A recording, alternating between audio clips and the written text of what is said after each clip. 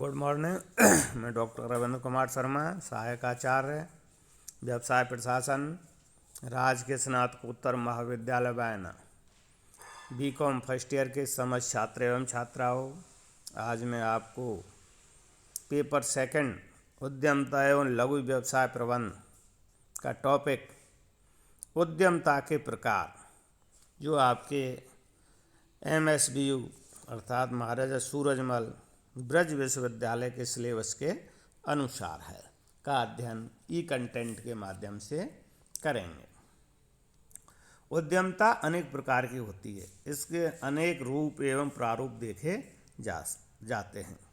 इसके विभिन्न रूपों प्रारूपों का अध्ययन करने हेतु हमने निम्नलिखित आधार पर वर्गीकरण कर इनका हम अध्ययन कर सकते हैं। मुख्य रूप से हमने इसका विभिन्न वर्गीकरण किया है, जिसमें पहला है व्यावसायिक क्रिया के आधार पर उद्यमता का वर्गीकरण। इसको व्यावसायिक क्रिया के आधार पर हमने इनको 5 भागों में बांटा गया है।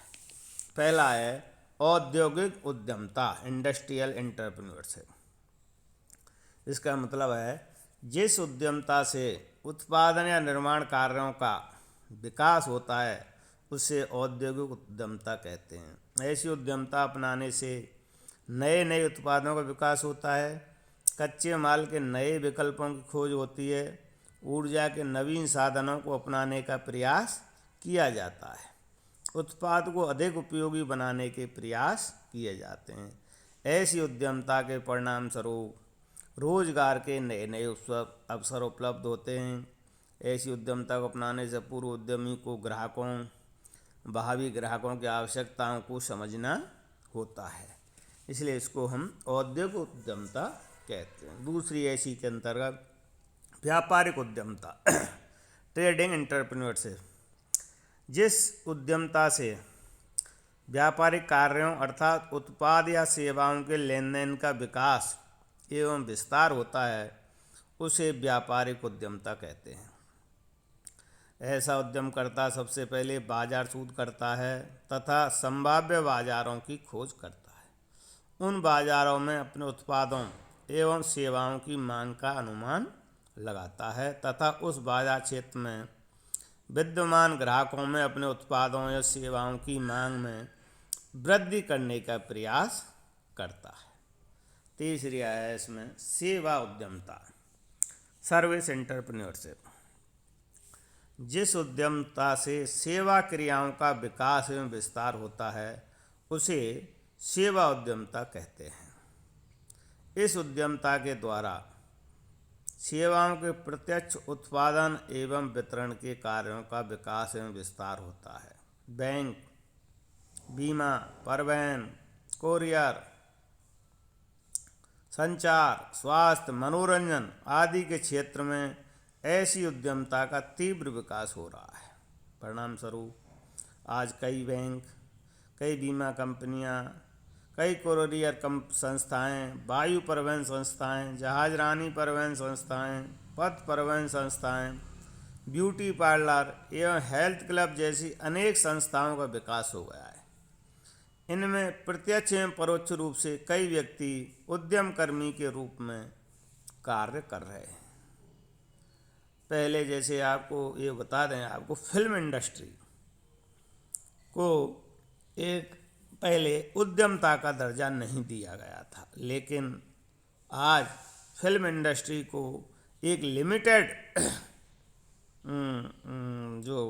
प्राइवेट लिमिटेड बिजनेस के रूप में इसको मान्यता दी गई है और ये एक कंपनी प्रारूप में या एंटरप्रेन्योरशिप के प्रारूप में ये फिल्मों का निर्माण एवं प्रदर्शन एक उद्यमकर्ता के रूप में कर रहे हैं, है ना। तो इस तरह से सेवा उद्यमता भी इसके प्रकारों में है, व्यावसायिक क्रिया। अगला है कृषि उद्यमता। इस उद्यमता से देश में कृषि उद्योग या कृषि आधारित उद्योगों का विकास होता है। ऐसी उद्यमता से कृषि कार्य को व्यावसायिक आधार पर संचालित करने का अवसर मिलता है।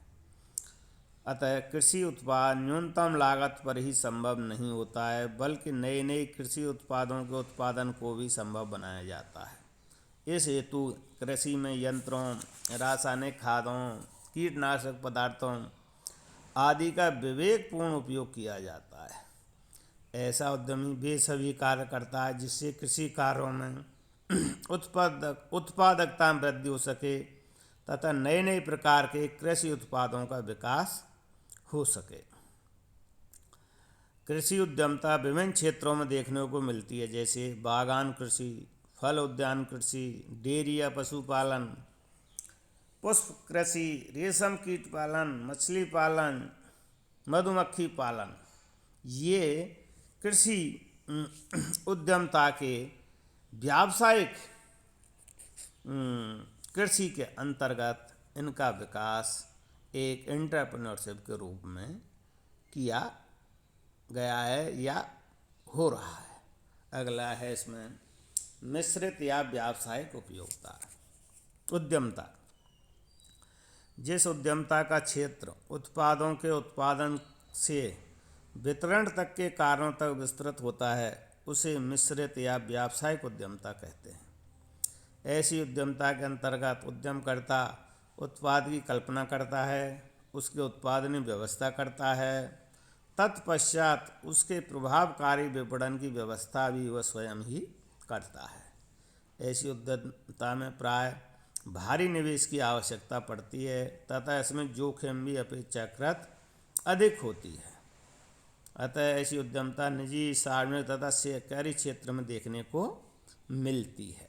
इस तरह से व्यावसायिक क्रिया के आधार पर हमने 5 भागों में बांटकर इसका अध्ययन किया। दूसरा इसका प्रकार उद्यमता का स्वामित्व के आधार पर वर्गीकरण। स्वामित्व के आधार पर हमने इसको 4 भागों में बांटकर अध्ययन किए कर रहे हैं। पहला है इसमें निजी उद्यमता, प्राइवेट एंटरप्रेन्योरशिप। जब उद्यमता को निजी क्षेत्र का कोई व्यक्ति या व्यक्तियों कोई समूह अपनाता है तो उसे निजी उद्यमता कहते हैं। ऐसी उद्यमता का मूल उद्देश्य उस निजी व्यक्ति या व्यक्तियों के समूह के हितों का संवर्धन करना होता है। भारत में लाखों लोग इस प्रकार की उद्यमता में लगे हैं, इसे निजी क्षेत्र की उद्यमता भी कह सकते हैं। दूसरा है सार्वजनिक या राजकीय उद्यमता, पब्लिक और गवर्नमेंट एंटरप्रेन्योरशिप। सार्वजनिक या राजकीय उद्यमता से तात्पर्य सरकार द्वारा प्रायोजित उद्यमता से है। ऐसी उद्यमता को वे लोग अपनाते हैं जो राज्य की सेवा में होते हैं। ऐसी उद्यमता सरकारी नीतियों के अनुरूप सरकार के धन से अपनाई जाती है। कई बार कोई विद्यमान राज्य के उपक्रम भी नया उत्पाद या व्यवसाय प्रारंभ कर उद्यमता को अपना लेते हैं। इसे सार्वजनिक क्षेत्र की निगमी उद्यमता या सार्वजनिक क्षेत्र के एंटरप्रेन्योरशिप भी कह सकते हैं। भारत और रूस जैसे देशों में ऐसी उद्यमता अधिक अपनाई जाती है। तीसरी है इसमें संयुक्त क्षेत्र की उद्यमता। जब सरकारी या सार्वजनिक क्षेत्र तथा निजी क्षेत्र के उद्यमी मिलकर उद्यमता को अपनाते हैं तो उसे संयुक्त क्षेत्र की उद्यमता कहते हैं। ऐसी उद्यमता में निजी क्षेत्र के देशी या विदेशी या दोनों ही सार्वजनिक क्षेत्र के साथ साझेदारी करते हैं तथा किसी नवीन सृजनात्मक कार्य को हाथ में लेते हैं। ऐसी उद्यमता के लिए प्रत्येक क्षेत्र के उद्यमकर्ता द्वारा निवेश की जाने वाली राशि सरकार द्वारा निर्धारित की जा सकती है। वर्तमान में भारत सरकार ने संयुक्त क्षेत्र की उद्यमता के लिए निवेश सीमा निर्धारित कर रखी है। और इसमें अगली है सहकारी उद्यमता, कोऑपरेटिव एंटरप्रेन्योरशिप। सहकारी उद्यमता वह है जो सहकारिता के सिद्धांतों के अनुरूप अपनाई जाती है। इस उद्यमता को समान हित रखने वाले व्यक्ति मिलकर अपना सकते हैं। ऐसी उद्यमता एक सबके लिए तथा सब एक के लिए की भावना पर संचालित की जाती है। अतः ऐसी उद्यमता से उद्यमियों के पारस्परिक हित एवं कल्याण का मार्ग प्रशस्त किया जा सकता है। भारत में सहकारी उद्यमता विशेषकर दुग्ध उद्योग, मुर्गी पालन उद्योग, कुटीर एवं लघु उद्योग और हथकरघा उद्योग में विकसित हो रही है। तीसरा प्रकार है इसका प्रकृति के आधार पर वर्गीकरण। प्रकृति के आधार पर हमने इसको दो भागों में बांट के अध्ययन किया है। पहला है नैतिक उद्यमता अर्थात रूटीन एंटरप्रेन्योरशिप और दूसरा है नवीन उद्यमता। नैतिक उद्यमता में से तात्पर्य ऐसी उद्यमता से है जो केवल सामान्य उपक्रमों की स्थापना एवं संचालन से संबंधित होती है। इसमें प्राय उपक्रम के दैनिक प्रबंधकीय कार्यों पर ही अधिक ध्यान दिया जाता है। इसमें नवाचार पर विशेष ध्यान नहीं दिया जाता है और इसमें जोखिम भी न्यूनतम ही पाई जाती है। और दूसरी है नवीन उद्यमता, न्यू एंटरप्रेन्योरशिप। नवीन उद्यमता से तात्पर्य ऐसी उद्यमता से है जिसका सरोकार कुछ नया सृजनात्मक कार्य करने से होता है। ऐसा नवीन उद्यमी नवाचार के अवसर खोजता है तथा कुछ न कुछ नया करने, नवीन तकनीक को अपनाने, नवीन एवं अपरिचित संसाधनों को अपनाने, नवीन उत्पादों का निर्माण करने, नवीन बाजारों को खोजने का प्रयास करता है। इस तरह से इसमें दो प्रकार से इसके प्रकृति के आधार पर। चौथा है सोच या दृष्टिकोण के आधार पर वर्गीकरण। इसको भी दो भागों में बांटा गया है। पहला है परंपरागत या विकासात्मक उद्यमता और दूसरी है आधुनिक या क्रांतिकारी उद्यमता। परंपरागत विकासात्मक उद्यमता में परिवर्तनों को स्वाभाविक रूप से सामान्य गति से अपनाया जाता है, जोखिम को न्यूनतम उठाया जाता है तथा नवाचार का प्रयास नहीं किया जाता है। उसे हम परंपरागत उद्यमता कहते हैं। दूसरी इसमें है आधुनिक या क्रांतिकारी उद्यमता। जिस उद्यमता में नवाचार एवं सृजनात्मकता को तीव्र गति से अपनाया जाता है उसे ही आधुनिक या क्रांतिकारी उद्यमता कहते हैं। ऐसी उद्यमता के अपनाने वाले उद्यमकर्ता नए उत्पादों को जन्म देने एवं नई तकनीकों को अपनाने में अग्रणी भूमिका निभाते हैं। और अगला है इसमें पांचवा आकार के आधार पर वर्गीकरण। इसको भी दो भागों में बांटा गया है, लघु स्तरीय उद्यमता और बृहद स्तरीय उद्यमता।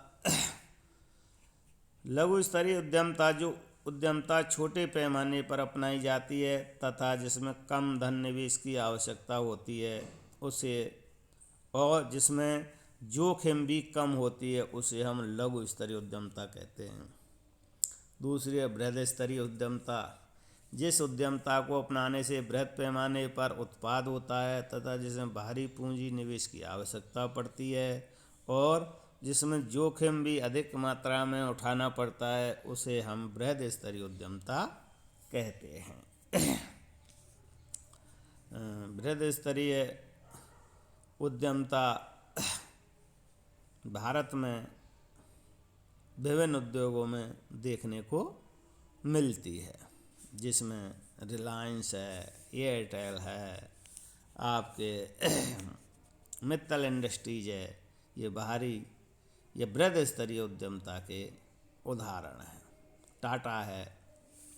अब अगला है इसमें उद्यम कर्मियों की संख्या के आधार पर। इसको हमने इसमें चार भागों में बांट कर देना है। इसका एकाकी या वैयक्तिक उद्यमता, समूह उद्यमता, जीवन साथी सह उद्यमता, संस्थागत या निगमीय उद्यमता। अब पहला है एकाकी या वैयक्तिक उद्यमता। जब कोई एक अकेला व्यक्ति उद्यमता को अपनाता है तो उसे एकाकी या वैयक्तिक उद्यमता कहते हैं। ऐसी उद्यमता कोई भी व्यक्ति, स्त्री या पुरुष अपनाता है। वह अकेला व्यक्ति ही उस उद्यमता में ब्रह्मा विष्णु महेश होता है। दूसरा है इसमें समूह उद्यमता। जब दो या अधिक व्यक्तियों का समूह मिलकर उद्यमता को अपनाता है तो उसे समूह उद्यमता कहते हैं। ऐसी उद्यमता के परिणाम स्वरूप सामान्यतः मध्यम स्तरीय या विशाल काय उपक्रमों की स्थापना की प्रवृत्ति देखी जाती है। तीसरा है इसमें जीवन साथी सह उद्यमता। जिस उद्यमता को जीवन साथी पति पत्नी मिलकर साझेदारी के आधार पर अपनाते हैं उसे जीवन साथी सह उद्यमता कहते हैं। आज दुनिया में अनेक जीवन साथी हैं जो आपसी भागीदारी से उद्यमता को अपना रहे हैं और सफल भी हो रहे हैं। और चौथी और अंतिम है इसमें संस्थागत या निगमीय उद्यमता। जो उद्यमता किसी विद्यमान संस्था में जन्म लेती है एवं विकसित होती है उसे ही निगमीय उद्यमता या एंटरप्रेन्योरशिप कहते हैं। इस तरह से आज हमने उद्यमता के प्रकारों में का 6 भागों में वर्गीकरण करके इसका अध्ययन ई कंटेंट के माध्यम से किया है। आज के लिए इतना ही। धन्यवाद।